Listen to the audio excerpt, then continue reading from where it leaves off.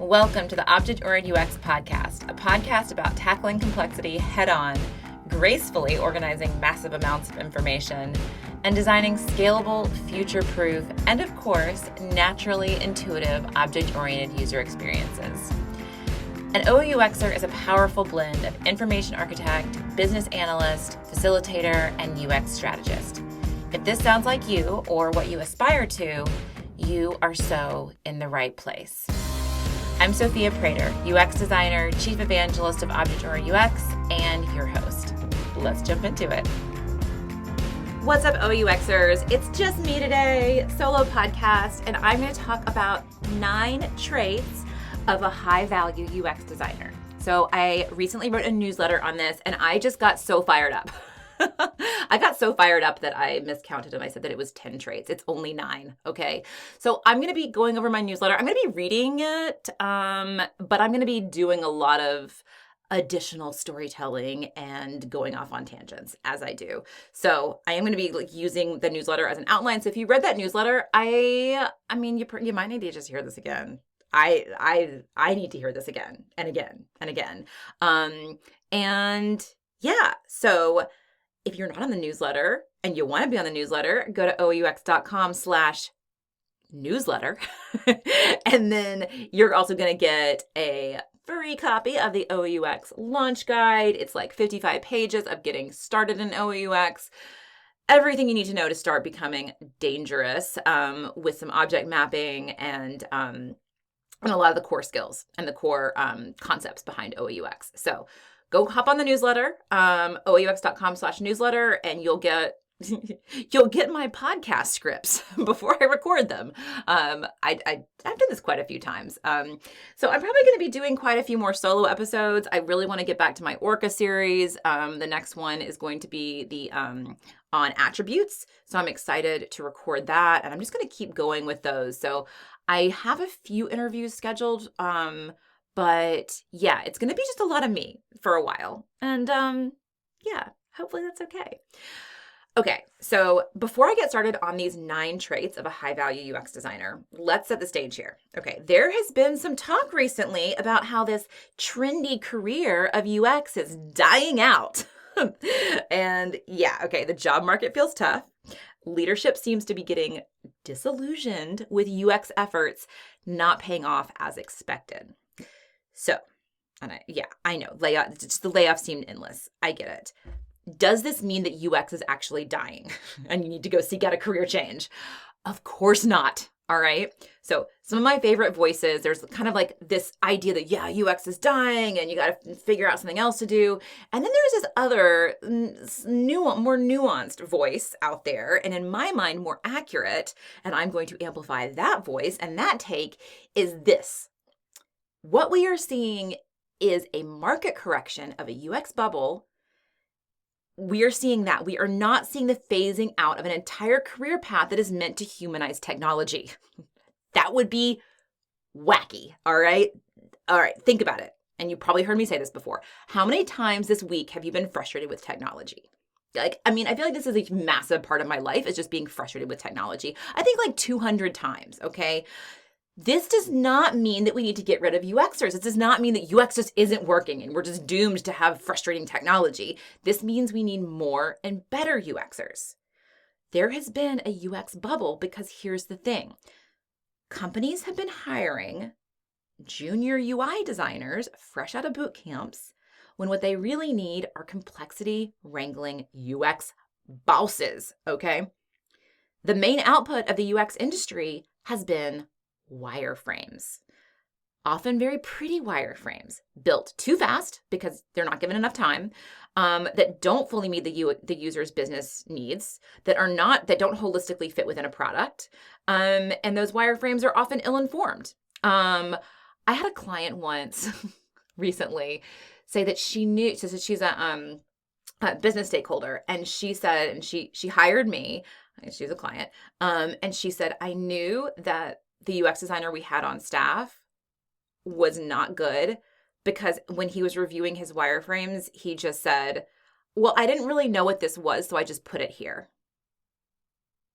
I'm going to just pause, let that sink in. I didn't really know what this was, so I just put it here. Whew. Okay, by the time you're at screen design, you better know what all those little pieces are. There's no, I didn't know what this was, so I just put that here. Okay, that's that. I didn't know what this was, so I just put it here. That is the reason that there's probably lots of reasons. There's massive layoffs. That is the reason that we are in a UX bubble that is popping right now, because I think we've got a lot of people out there that are saying or thinking things like that. And sometimes not to their own fault, okay? Sometimes it's just like you don't have enough time and we're being pressured to get screens designed and have wireframes yesterday, but we don't have really good tools and really good sound bites and like strategies to push back on that and to help our business stakeholders understand the risk. What is the risk of me designing screens without fully understanding them? Okay, so already going on lots of rants. All right, so I truly believe that too many, quote, UX designers are focusing on their Figma hard skills, focusing on UI, or on the other side, focusing on this like super high level and, to be honest, a bit hand wavy, or what feels a bit hand wavy, UX vision and strategy. UX vision and strategy, super effing important, but we've got to make sure it's grounded. We've got to make sure that we don't seem like we're wasting money. Okay. All right. Or these massive research projects. They're like, we just need to understand the emotions and mindset of our user and their deepest fears. Like, yes, that is great. But what you really need to understand about your users is how they think about the problem. All right. And you need to make sure that UX research is very, very pointed. It needs to be more of a scalpel. And anyway, so that's all I'll say about that. I might say more about that. We'll see. So what we need to do is we need to fill in the skills in this messy middle of the double diamond. So we got one side of the diamond, which is that UX strategy and research and figuring out what the problem is. Okay, great. We're doing really well on that. I think we have all those skills. And then we're pretty good over on the other diamond, where it's about the UI and designing the screens and making sure we got these design systems, these banging design systems now. And people in general are getting pretty good at understanding how to implement a design system. All right, implementing a design system, if you're getting paid like $100,000 a year to implement a design system, you are probably being overpaid. Okay, to be perfectly honest, I probably feel like I'm going to say that a lot. There's a little bit of some hot takes here. Oh man. Okay. Don't get too mad at me. It's tough love. And this is just the opinion of Sophia, right? So we need to fill in that messy middle. Okay, so we've got a bunch of research, or good enough research, right? How can we start synthesizing that research, doing some system design, figuring out the gotchas, figuring out our blind spots so that we can pop it back to research, figuring out at least the basic information architecture that then UI can hang on. All right. So the ability to solve problems here in this messy middle of the double diamond, which I think is a triple diamond. Got an article on that. The triple diamond. That's ORCA right there. The objects, relationships, CTAs, and attributes. The ability to solve problems here and do synthesis here and do analysis here is what I believe makes a high value UX designer. Okay. And we're going to get into all the details of that. So what is a high value UX designer? A high value UX designer is the one that doesn't get cut, that gets the job, that keeps the job, and gets promoted too. All right. So that's what really, and probably what is meaningful for you, right? That it actually is creating so much value that they become indispensable, right? They're indispensable because they understand the business, they understand the technology, they understand the domain better than anybody else. And one other thing before I get into my 9, not 10 points, which I've split up into 6 understandings and 3 actions. Before I get into that, one other thing that I want to just get into is when it comes to a company's competitive edge, it is ORCA. All right. If you have the exact same objects, relationships, things that you can do to the objects, and attributes as your competitor, it's going to be pretty tough for somebody to decide on which one to go with. And you're going to be competing on price. You're going to be competing on how pretty you are, your branding, your marketing, which is all very important. You're going to be also competing on how stable the technology is. That is also very, very important. But those are not really the real job of a UX designer. All right. The real job of a UX designer is not like making sure that it's marketed nicely, right? That would be a marketing designer. The real job of a UX designer isn't making sure that things are bug free. All right. That we got to leave that to our developers. Like it needs to be performative for sure. And you can definitely compete on performance, but those are more and more becoming commodities. All right. So again, if you and your competitor have the exact same objects, relationships, calls to action, and attributes, you're going to be competing on stuff that's pretty difficult to compete on. If you want to create a true competitive edge, like a competitive edge that is deep within the bones of a product, you got to make sure that you can analyze, define, and design the orca. All right. Okay. All right. So that all said, let's get into it. We're going to start off with these 6 things to understand to make you more indispensable and actually more fulfilled at work too. Being indispensable feels really good. All right. So number 1, understand basic human psychology and the way the brain perceives information. So if you understand this, you're going to waste less time on testing and reworking designs that were doomed to fail, okay? In other words, you'll get to better design faster. So no hiring manager really cares that you understand about psychology and you know about the visual cortex and you know about the what and the where pathway. They don't care about that. What they want, though, is less iteration / rework in usability testing, because you put things in front of a user that, like, if you had really understood how people perceive information, especially how they perceive information visually, all right, and how people perceive words, okay, you would be spending a whole lot less time in usability testing, or, you know, if there's no usability testing, just getting it out and it not working as well.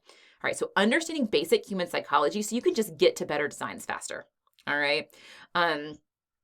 2, understand complex business requirements, and of course the simple business requirements too, but understand those complex business requirements through and through, ensuring your design actually makes sense within the context of business processes and rules. And here's the thing, understanding these constraints breed creativity, and understanding those constraints can actually be really fun if you have the right tools. All right. This is a big puzzle, y'all. And puzzles without constraints is just finger painting, right? It's not a puzzle anymore. You have to have constraints. But if you are solving a puzzle, and to use Andrea Newhoff's metaphor, which I use all the time, solving a puzzle where all the pieces are face down, where some pieces are missing, where there's pieces from another puzzle thrown in there, is not fun. That's not fun. You're not set up to succeed, right? Solving a puzzle where all the pieces are face up, you know you have all the pieces on the table, everybody's working on the same puzzle. You're not like, actually, I think like this, I don't even know if this is the puzzle I should be solving. You're very confident that this is the puzzle you should be solving, and you have tools and methods to solve that puzzle, and it feels good. That's fun, all right? So understand those complex business requirements. Understand those constraints so you're not creating designs, you know, number 1, to go back to number one is we don't want to put things in front of the user that they were just never going to understand anyway, that was going to be confusing, right? And then just kind of like, oh, that was confusing. Let's try it another way. And then that's still confusing. And let's try it. And then you just like happen upon a design that works. Like that's not very effective. And then also designing a bunch of screens and then getting it in front of the business folks. And they're like, ooh, actually, we need another option here. And like, what about this? And you're like, okay, back to the drawing board.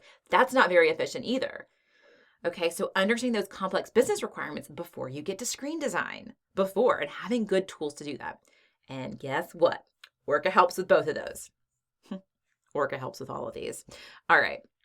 Number 3, understand what makes the business money. What business objects have dollar signs attached? Now you could think, okay, I understand what makes the business money. Like this is the value that we're trading. All right. This is what the user trades, they give us money, and these are the plans that we have. And this is what our plans cost. And we need more people signing up for our plans, right? Okay. Like at a very high level, most UX designers understand how the business generally makes money, but you can be much more granular with this and have a better understanding through the Orca process, because each one of these pillars of Orca, you can put dollar signs next to those, especially your objects. CTAs too. Relationships, yeah, even relationships. The fact that like we can connect these objects and our competitor can't connect these objects. Like no one in the industry is connecting these things and giving insights to people on the way that these things are connecting. All of a sudden, if we can connect them, there's a dollar sign attached to that. That's a competitive edge, right? Attributes. Nobody else in the industry has this particular attribute. But objects, let's go back to objects. Objects for the most part. So I recently was working with a client and I failed to get really clear on this. And I was sending us in some other directions during our workshop. And I had to step back and say, wait a second, which object here is the one that makes y'all money? And it was the appointment object. Everything else was in service of getting people to book appointments. So appointment object and the book CTA. $3 signs next to each of those. And then some of the other objects, we were like, this is a $2 sign object. This is a $1 sign object. So you can actually get much more granular in understanding which things actually make the business money. And that is going to make you very valuable if you understand that.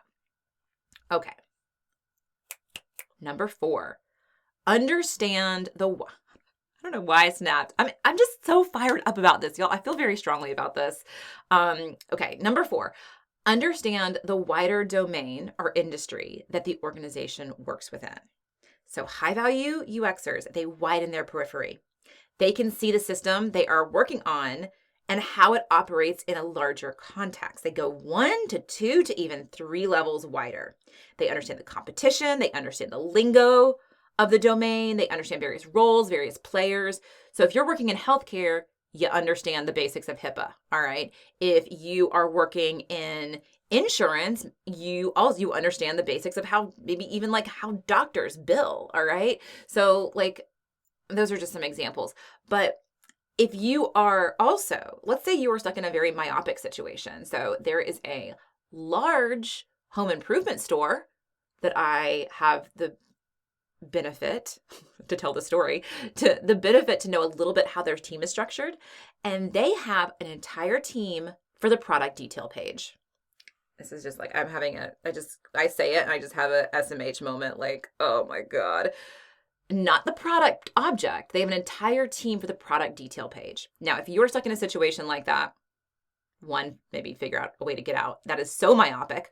But if you are oh man, my hands feel really tied, what you need to do is you need to understand, okay, does this page or section or feature, what objects are here, what objects do they represent, and how does it show up in other places? So if I was on that team and I was okay, I'm part of the design team for the product detail page. All right, I am on the design team for the product object, the main piece of the product object. So I want to really understand, where else does product show up? How do products show up in the cart? How do products show up in search results? How does product show up on department detail pages? How do products show up within orders? Okay, how do products show up within the compare screen, right? I want to really understand that even if I might not have control over designing it, I want to know who does have control over designing it.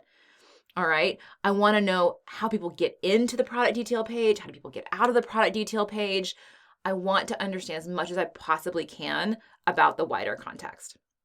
Okay. Number 5, understand how data works and how it affects the user experience.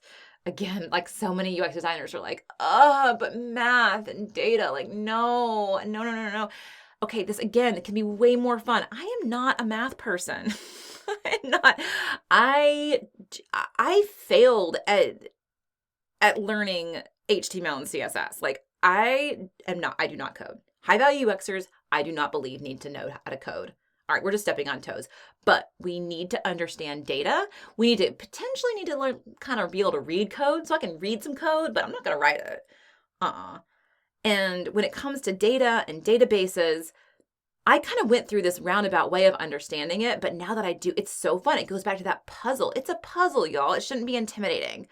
And I can tell you so many UX designers that come into my course, UX designers that are already they're listening to the podcast, they're reading all the free material, and then they come into my course and it becomes very clear that they don't understand the difference between sorting and filtering.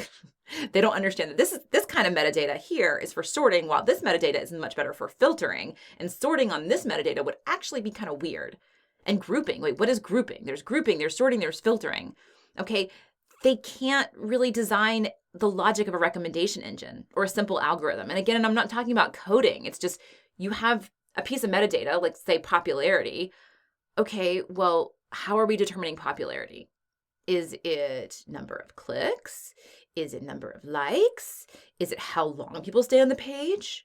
Is it how many times people have bookmarked it? Or is it an algorithm of all that? What about like a recommendation engine of like, how are we recommending books to a user?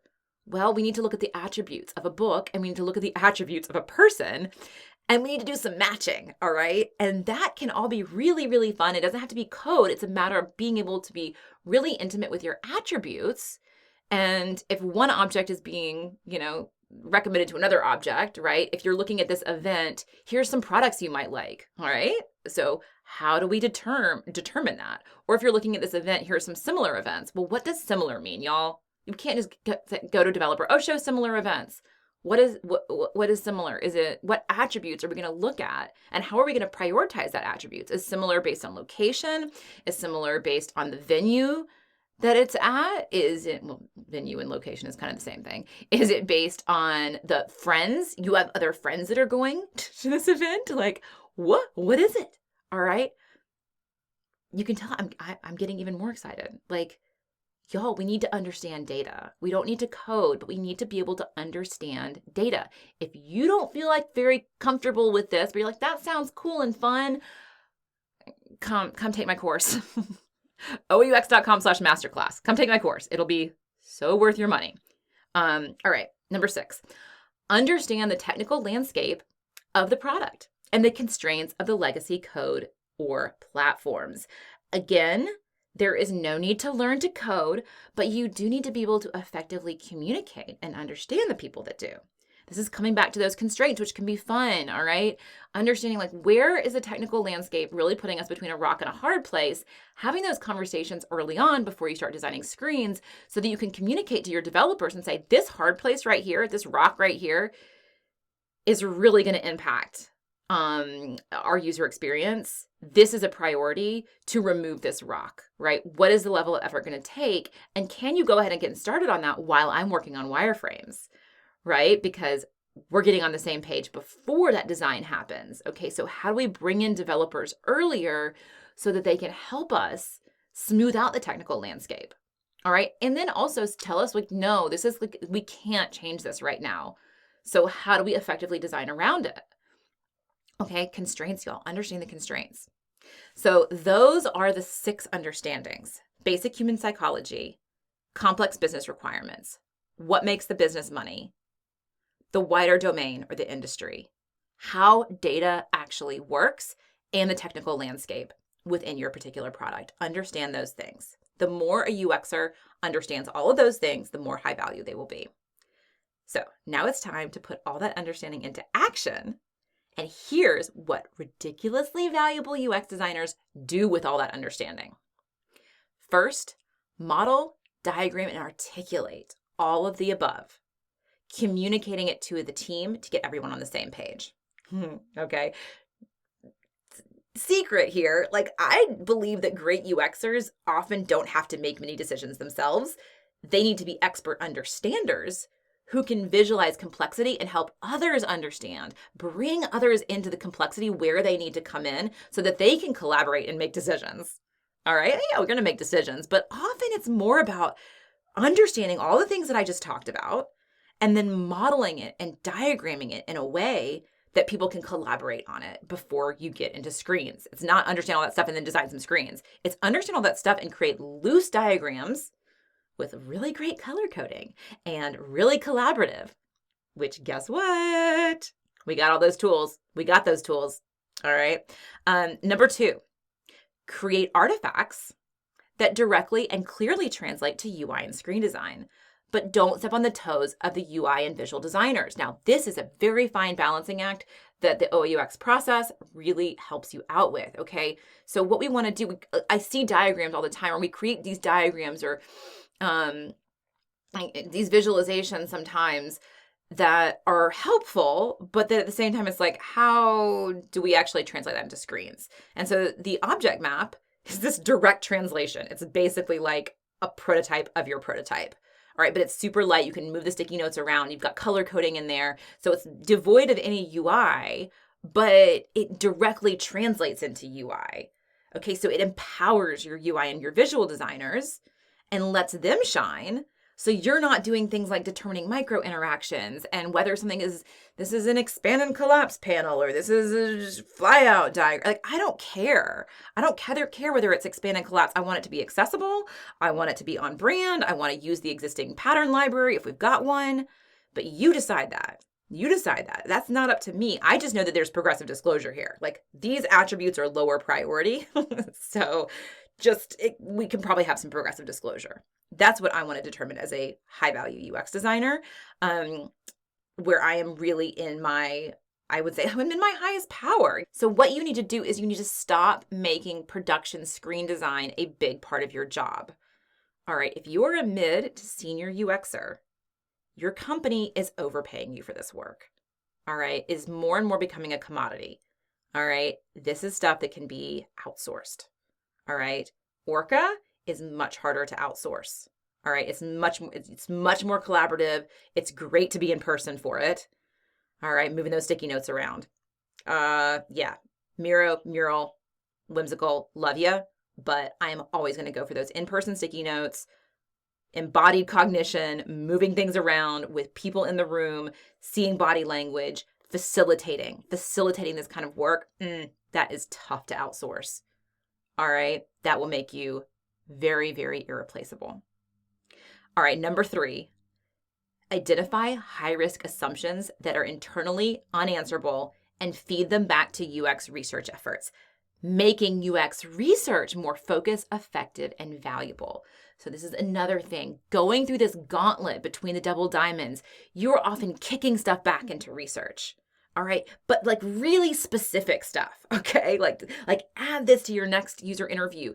So for example, how do patients think about appointments versus visits? Are those two different things in the mental model? Or are those kind of the same thing? If I'm looking at a past visit, what information is the most important versus a future appointment? Okay. So prioritization of attributes, whether objects are one thing or two things, or how do they relate to each other? The Orca process helps us really dig out our blind spots when it comes to the user's mental model about a problem domain. And then we can create that list of questions, and we can, whether we're also doing the UX research or we have a UX research team, then we can feed that back to UX research and make them look good, because they are asking very, very, especially high risk questions. Like, if we don't get this, if we don't really understand this, we're going to be in trouble, right? And the Orca process helps you uncover those, all right? Blind spots you didn't even realize you had, all right? I mean, if you go through a 4 or 5 hour workshop, Orca workshop, or 4 or 5 day workshop, okay, and you come up with just one thing, one high risk assumption that you didn't know you had, and it goes back to research and you figure that out, that could easily save $100,000, all right? And usually you'll come up with way more than that during an Orca sprint. All right. And in general, so I talked about making UX research look good, feeding and your UI designers too, empowering them to do their best work, right? Empowering UX research to do their best work. In general, high value professionals, UX or otherwise, amplify the value of the other professionals they work with. Okay. All ships rise with the rising tide. Okay. We're not in competition with our team members here. As high value UX designers, we make business stakeholders look good because we make it easier for them to make tough decisions, and we give and help them give feedback on proposed solutions in an easier way. All right. We help them collaborate better where they are at their highest. We help the UI and we help the visual designers shine by creating really strong bones for screen designs to hang on. And we serve UX research by zeroing in on the most important questions to get in front of users. All right. So this might all sound like a lot, and it is. All right. That's what makes it high value, y'all. But it can be really fun and really exciting if you've got skills and frameworks to do this work. And surprise, surprise, I've been saying this the whole time. Here's the good news. OUX and the Orca process help with every single one of these points. All 9, not 10 of them. All right. There's probably a 10th one. If I sat down and thought about it for 3 minutes, I could probably come up with a 10th one. All right. It's going to help you understand all those things. And it's going to help you put all that understanding into clear, actionable action. All right. Okay. So if you want to get going, all right, OUX.com/masterclass, Get into it, y'all. I have to say this, you get what you pay for. I put out a lot of free content. I really do. People say, oh, you're so generous with all your free content. I am generous with my free content, but I also save the goody goodies, the goody good stuffs, okay? I save that for the OUX Masterclass. That's where it all is, all right? And we've got an amazing community, forum.aux.com. You can join for free, but when you do join the OUX Masterclass, you get open to a lot more spaces with a lot more good stuff. So hope to see you in the forum, hope to see you in the Masterclass, and happy OUXing as you become a higher and higher value UXer so you can feel very, very comfortable in the job market and know that you are so indispensable to your team. All right, cheers, y'all.